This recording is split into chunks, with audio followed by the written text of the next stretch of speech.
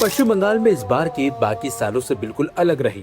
हर साल बकरीद के मौके पर जहां पशु हाट बाजारों में भारी भीड़ दिखाई देती थी, करोड़ों रुपए का कारोबार होता था और गांव-गांव में चहल पहल रहती थी, वहीं इस बार कई बाजार सूने नजर आए।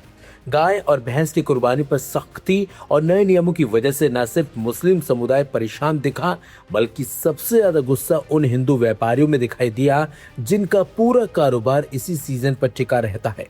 बकरीद से ठीक 15 दिन पहले यानी 13 मई को बंगाल सरकार ने एक नोटिस जारी किया। इसमें 1950 के पशु वध नियंत्रण कानून और 2018 के कलकत्ता हाई कोर्ट के आदेश का हवाला देते हुए कहा गया कि बिना फिटनेस सर्टिफिकेट किसी भी गाय या भैंस की कुर्बानी नहीं दी जाएगी। सरकार का कहना है कि यह फैसला कानून के पालन और अवैध पशु वध को रोकने के लिए लिया गया है, लेकिन जमीन पर इसका असर हजारों करोड़ के कारोबार पर पड़ा। दैनिक भास्कर की रिपोर्ट के मुताबिक बंगाल में बकरीद के दौरान हर साल करीब 2000 से 2500 करोड़ रुपए का पशु कारोबार होता है। इस व्यवहार से करीब 3.7 करोड़ लोगों की रोजी रोटी जुड़ी हुई है, लेकिन इस बार कई पशु बाजारों में खरीदार नहीं पहुंचे और हजारों व्यापारी अपने पशुओं के साथ फंसे रह गए। पूर्व मेदिनीपुर के सुखदेव मंडल भी उन्हीं लोगों में शामिल है। उन्होंने बेटी की शादी के लिए बैंक से कर्ज लेकर गाय भैंस खरीदी थी। उम्मीद थी कि बकरीद में अच्छे दाम मिलेंगे और शादी का खर्च निकल जाएगा, लेकिन अब वो परेशान हैं कि बैंक का लोन कैसे भरे। सुखदेव कहते हैं कि हमने साल भर पशुओं को पाला, चारा खिलाया और बैंक से कर्ज लिया। जब बेचने की बारी आई तब सरकार ने नया नियम लागू कर दिया। किसी को फांसी देने से पहले भी समय मिलता है, हमें वो भी नहीं मिला। सिर्फ सुखदेव ही नहीं, गांव के कई हिंदू व्यापारियों में भी नाराजगी साफ साफ दिखाई दे रही है।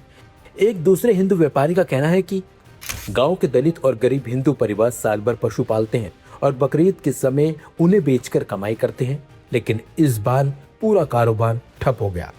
बैंक वाले घर आकर पैसे मांग रहे हैं, गहने गिरवी रखकर पशु खरीदे थे।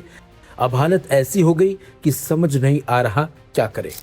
हावड़ा के संकरौली इलाके में दूध और पशु व्यापार से जुड़ी सोमा सुतका भी सरकार के फैसले से काफी नाराज है। वे कहती हैं कि हर साल पुराने पशु बेचकर नए पशु खरीदते थे, उसी से कारोबार चलता था, लेकिन इस बार पशु नहीं बिके। जिन लोगों से एडवांस लिया था वो पैसा वापस मांग रहे हैं। व्यापारियों का आरोप है कि सरकार ने बिना तैयारी और बिना कोई स्पष्ट व्यवस्था किए नया नियम लागू कर दिया। फिटनेस सर्टिफिकेट कहां बनेगा, कौन देगा और प्रक्रिया क्या होगी, इसे लेकर भी कोई बात नहीं बताई गई, बल्कि इसे लेकर भारी भ्रम की स्थिति बनी हुई थी। सबसे बड़ी बात यह है कि इस फैसले से नाराजगी सिर्फ मुस्लिम समुदाय तक सीमित नहीं रही। कई हिंदू व्यापारी खुलकर बीजेपी सरकार और मुख्यमंत्री शुभेंदु अधिकारी के खिलाफ बोल रहे हैं। व्यापारियों का कहना है कि मुसलमानों पर सख्ती दिखाने के चक्कर में हिंदुओं का आर्थिक नुकसान हो गया। कई गाँवों में अब लोग खुलकर कह रहे हैं कि दीदी की सरकार बदलने के लिए बीजेपी को लाए थे, लेकिन अब नई सरकार की नीतियों ने भी जिंदगी मुश्किल कर दी है। इस बार बंगाल की ईद में वो रौनक नहीं दिखी जो हर साल दिखाई देती थी।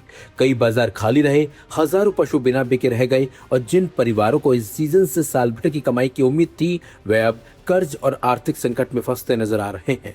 माना जा रहा है कि इन नए नियमों की वजह से 2500 करोड़ का नुकसान व्यापारियों को झेलना पड़ा है।